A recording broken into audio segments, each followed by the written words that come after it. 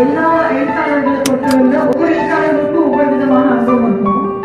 நான் எப்படி இந்த நூலை எழுதினேன் அப்படின்னா, ஒரு தாய் 10 மாசம் ஒரு குழந்தையை பெற்றெடுக்கிறதுக்கு எவ்வளவு போராடினாங்களோ, எவ்வளவு அனுபவம் இருக்குமோ அந்த அளவுக்கு இருக்கும். இந்த நூலை நான் செலுத்திருக்கேன். இந்த நூலை இது எனக்கு 11வது நூல். இதுக்கு முன்னாடி நிறைய ஆங்கில நூல்கள் எழுதியிருக்கேன். தமிழை எனக்கு 7வது நூல். இந்த நூலை நான் வெளியிடுறதுக்கு எனக்கு முழுக்க எனக்கு உறுதுணையா இருந்தது ஸ்ரீராம் சகோதரரும் அவரோட துணைவியார். நான் ரொம்ப கடமைப்பட்டிருக்கேன். பெருங்குடை சிறா நான் இங்கெல்லாம் பிறந்து வளர்ந்தேன். இத்தனை வருஷமா நான் வாழ்ந்து அனுபவத்தை பெருங்குடை சிறா நான் சொல்லியிருக்கேன்.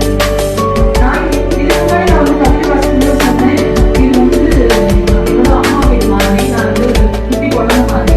அதே மாதிரி தான் நான் வாழ்க்கை இந்த மனுஷனுக்கு நான் என்னால என்ன செய்ய முடியல. நான் இவ்வளவு நாள் என்ன நான் அனுபவிச்சனோ அதை நான் இந்த நூலை நான் எழுதியிருக்கேன்.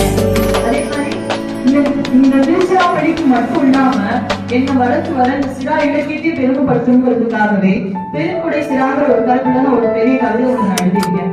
எல்லாருக்கும் நூலை படிக்கணும்னு நான் விரும்புறேன். எனக்கு வாய்ப்பளித்த அனைவருக்கும் சிறந்தாந்த நன்றி தெரிவித்துக்